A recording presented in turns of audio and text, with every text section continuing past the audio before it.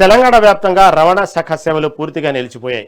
రాష్ట్ర వ్యాప్తంగా వాహన సారథి సాఫ్ట్వేర్ సేవలు ఆగిపోవడంతో లెర్నింగ్ లైసెన్సు, డ్రైవింగ్ లైసెన్స్ జారీ ప్రక్రియలో తీవ్ర జాప్యం జరుగుతుంది. ముఖ్యంగా హైదరాబాద్లోని ఖైరతాబాద్ ఆర్టీఓ కార్యాలయానికి వివిధ పనుల నిమిత్తం వచ్చిన వాహనదారులు తీవ్ర ఇబ్బందులు పడుతున్నారు. సర్వర్లు పనిచేయకపోవడంతో కార్యాలయాల వద్ద దరఖాస్తుదారులు భారీగా క్యూ లైన్లలో బారులు తీరారు. ఈ సాంకేతిక సమస్యను పరిష్కరించి సాఫ్ట్వేర్ను పునరుద్ధరించడానికి మరో గంట సమయం పడుతుందని రవాణా శాఖ అధికారులు వెల్లడించారు. ఒకటే మొత్తం అన్ని చోట్ల తెలంగాణ